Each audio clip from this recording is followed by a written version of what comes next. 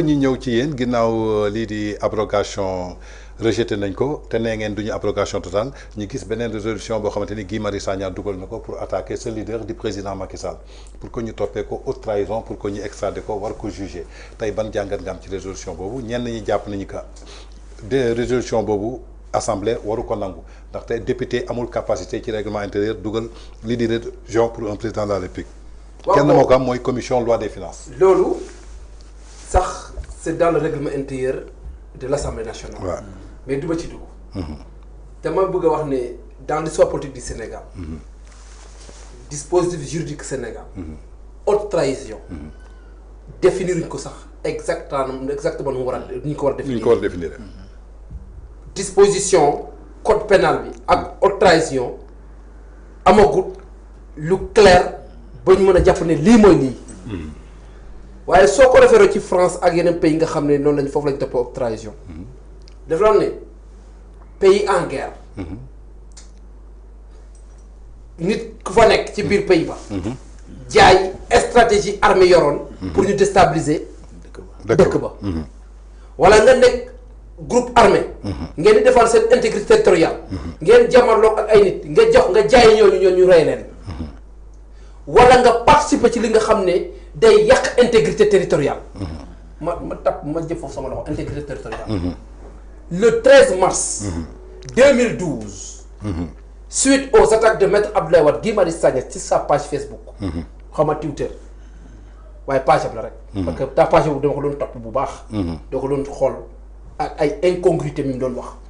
mu ne il fait appel à l'autodétermination par un référendum pour la Casamance. Ça c'est faire la promotion de la scission d'un État, jeter un discrédit du territoire et provoquer une cessation ou bien autant pour une scission d'un territoire. Faire la promotion de l'indépendance. Voilà. C'est mon preuve. Lire dernière page.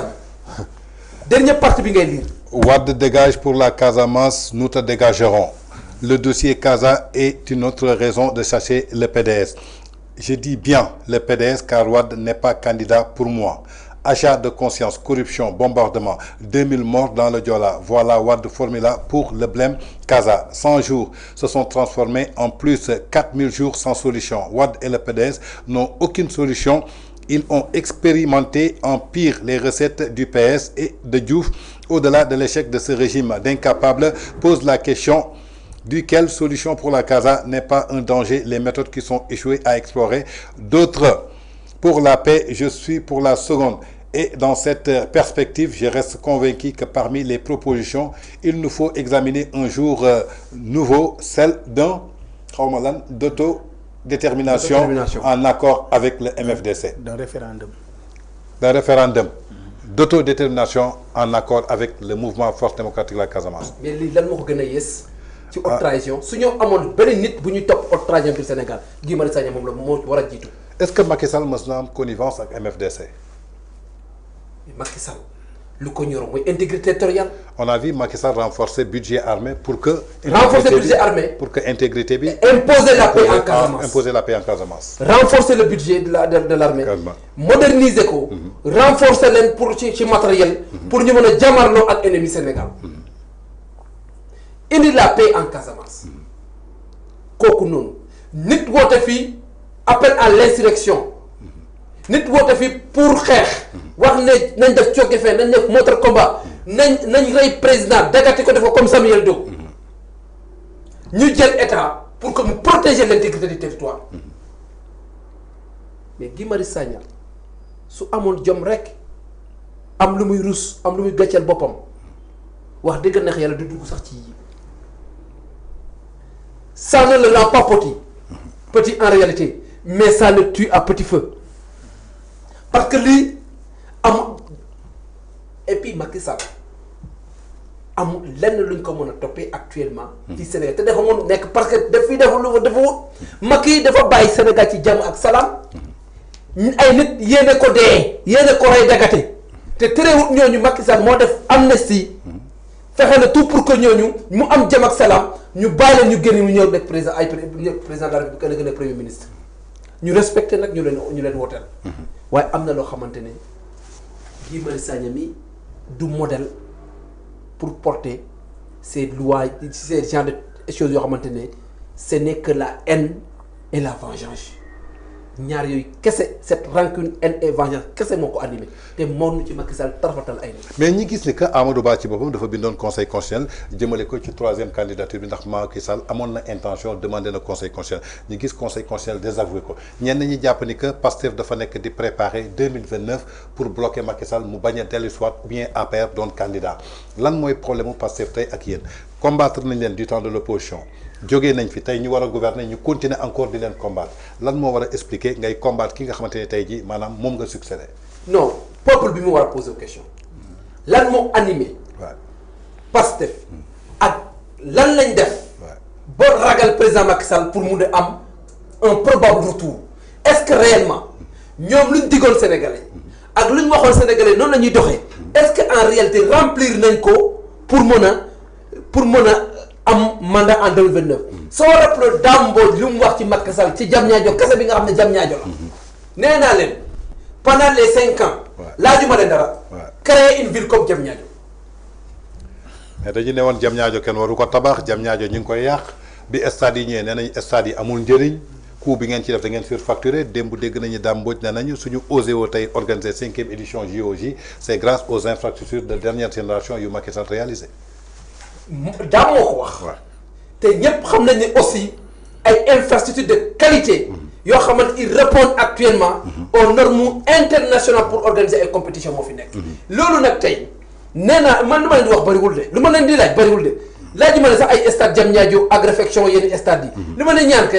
sphère ministérielle bi nga xam ne moo nekk Diamniadio nañ créer ay genre université yooyu dans les différents départements dans les différentes régions du Sénégal loolu suñ ko defee rek wax dëgg nexe la du ma leen attaqué de mais en réalité Pastef a peur xam nga ñu tiit président Macky Sall toutes les organisations internationales ñoo koy xëccoo pour que mu intégrer ci ñoom pour mën leen a jàppale et de vous dire une chose koo xamante ne dañ lay wax ne da ngaa fas maquiller ay chiffres da ngaa def ay chiffres cachés da ngaa falsifier ay chiffres est-ce que Donald Trump dina toog ak yow koo xamante ne dañ lay wax ne da nga def haute trahison est-ce que Poutine dina toog ak yow est-ce que roi Arabie Saoudite dina toog ak yow mais saa waay le ridicule ne tue pas le Sénégal car les hommes sont devenus de plus en plus dévergondés am na gis nga jom nag ak ngor war nañ ko demee président Macky Sall ñoom mu leen di neex mu leen di naqari il va continuer à briller dans l'international loolu nag du hasard du aussi leneen lu dul xam-xam xarañ ak maîtriser li nga xam ne dañ koy def bañ nañ ko ba bépp collègue bu fi ne monti de gars yi di ko organiser au niveau mondial président Macky Sall il est parmi les panélistes et loolu c'est pas donné à n'importe qui n'est pas président de la République Afrique ki la wax et dans le monde ñoo fi jaar galon yi nga xam ne président Macky Sall mu ngi koy gratifier est-ce que am na benn président bu ko amagum dans le monde amagul il est le seul et l'unique pour le moment et loolu nag au lieu Idrissa Seck lu leen waxoon képp ku fi faluwaat fexeel def Macky Sall sa xarit wala sa conseil technique parce que fu Macky Sall toll ci àdduna mooy yor bu sol relation internationale daf koy manipuler lu mu ko neexee moo ko téye ci poosam.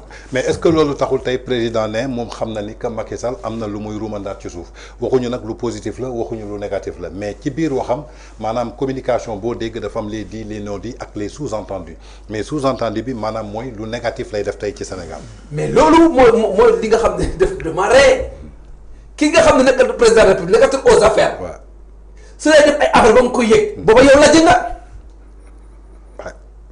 booba yow la jënga. yow fekkee ne yaa yor état am signature nekk président de tous les Sénégalais koo xamante ne yor sa benn pouvoir dem bo dégg naa sax benn seen président assemblée nationale di wax ne suñu adversaire dañoo jiitu ci partenaire yi mais loolu mooy échec. loolu mooy échec ñu confiner seen bopp biir Sénégal. mais est-ce que tey du rôle Mimi Touré lu muy joué parce que intégration Macky Sall fële nga xamante ne mooy fondation Mo Ibrahim moom Mimi Touré daf ko jàppee poisson d'avril parce que jàpp ni Macky Sall mérité wul tey intégrer fondation boobu alors que mu nekkoon seen collaboratrice pendant 11 longues années. xam nga véritable poisson d'avril mooy lan. bu ma déggee ne Mimi Touré soutenu Sonko boobu nekkoon poisson d'avril ah pourtant moo am de. bu ñu tata Mimi tonton do bokk. tata Mimi. bu ñu tonton tata. ak Adjana Sud Beauté. après ma gis revirement. ñu ne dañu ànd. non loolu mooy poisson d'avril. d'accord kooku sax passe na poisson d'avril. poison politique la. c'est inédit mosuma ko xalaat man ci sama àdduna. loolu moo bett Sénégalais yëpp donc ku mel ñu mel ni ñooñu. tey su ñuy wax ci président Macky Sall non da nga di comprendre président amul président fii la toogal ak G20. président Afrique. ci dette bi dem toog ak roi Arabie Saoudite waxtaan ak moom pour que Donald Trump am lu mu defee ak Afrique boo yum décision yu mu waroon jël yëpp mu am lu yu bëri yoo xamante ne doon na ci ginnaaw. non donc kooku noonu amul benn importance sa waay muy Macky daa bëgg Sénégal.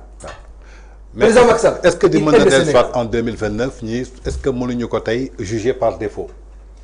suñ ko jugé par défaut même suñ ko jugé la décision finale reviendra au conseil constitutionnel. d'accord.